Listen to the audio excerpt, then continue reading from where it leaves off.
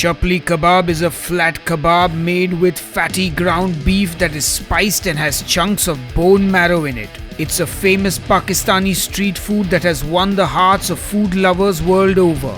Once you try this meaty delight, this might just become your favorite kebab of all time. Beef lovers unite! Horns up and welcome to a brand new episode of Headbanger's Kitchen. Folks, does the name Mark Wiens ring a bell? Well, he's one of the OG food and travel creators here on YouTube, and I've been obsessed with the Chapli kebab ever since I saw it in Mark Wiens' Pakistan travel vlog. I mean, that kebab looks decadent and succulent. I knew that I wanted to make it for you guys here on the channel. So, anyway, enough jibber jabber, let's get cooking. Cumin seeds, coriander seeds, black peppercorns, and Carrom seeds or ajwain are the whole spices we are using for this recipe. I'm going to get these in a dry frying pan and then lightly toast them. We're making our spice mix from scratch to get the best flavor. You can also use the powders directly if you don't want to do all this work. Once they are lightly toasted and your kitchen smells all spicy, we're going to take them off the heat and put them into a spice grinder. Once it's cooled down, we're going to blend it. And now we have our Chapli kebab spice mix. And you can use this spice mix in your curries as well. It's a great blend to have on hand. Now for that next level Chapli kebab, you want some bone marrow. So I've got some beef bones here and I'm just going to scoop out that marrow with a spoon. These are raw and uncooked bones, and if you can't find bone marrow, you can skip this step, no problem. But trust me, once you've had bone marrow in your kebabs, you're going to want to make sure it's there every time. Next, I get an onion and roughly chop it and put it in my vegetable chopper. I do the same with a tomato and I remove that white membrane from the center and pop it in the chopper. Fresh ginger and garlic, get in the chopper now! I also want a green chilli for flavor but not spice, so I get a plastic glove and proceed to deseed the green chilli. I know I'm acting like I'm diffusing some kind of explosive, but finally I got it deseeded and into the chopper. And now we just chop those veggies. I keep pulsing it, and if you need to scrape down the sides and continue, do that. Once it's finely chopped but not pulverized, we're good to go. For the kebab, I've got some ground beef. I season it with salt, our spice mix, and the chopped veggies. And now you really got to work that meat. I always say that fat is flavor and fat equals more juicy kebabs, so try and get meat with fat in it. 80-20 ground beef for my American friends, and for Indian people just ask for meat with charbi in it. Charbi means fat. Anyway, now that our meat mixture is ready, let's make kebabs. I'm gonna get a plate and lightly oil it and then put the meat on the plate and flatten it out to make the kebab. Now let's fry it. To fry the kebabs, I'm going to get some beef tallow in a pan and heat that up. You can fry these in ghee or oil, but what's better than frying beef kebabs in beef fat? Am I right?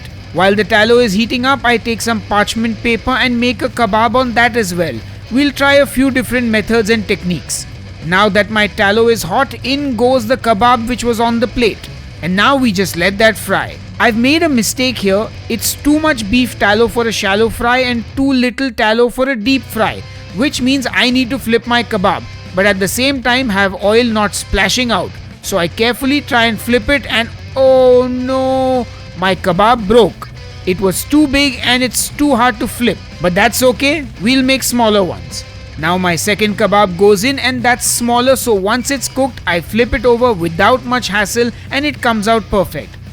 Now while you watch some B-roll footage, let me quickly tell you that if you have more cooking fat in the pan, the kebab will be submerged completely and deep fry and come out perfect and you won't need to flip it. Or you put much less oil and fry the kebab and then flip it over without the fear of oil splashing out of the pan and burning down your kitchen. Now I thought we could try something different, so I put the rest of the ground meat into my chopper and I blended that up more. Now we have a finer texture of beef and the marrow is blended into it as well, so I make another kebab on the parchment paper and I fry it. We'll taste both the kebabs and see what kind of a difference it makes and if one is better than the other. Once the kebab is fried, I get it out of the pan. And that's it folks, our Pakistani Chapli kebab is ready and it looks pretty epic. You can see the chunks of marrow in the kebab and I'm salivating already because I just can't wait to dive into these. Anyway, enough jibber jabber, time to taste. Alright folks, it's time to taste our Chapli kebab, and this is the first time I've ever made a Chapli kebab. So I did learn a few tips and tricks along the way. I will share most of them in detail on the blog post. But right now I'd like to tell you, when you're making your Chapli kebab, make the kebab first and then add pieces of bone marrow afterwards. I think I had a little bit of an error making the kebab slightly too big. But yeah, make them a little smaller as well. That helps them stay together.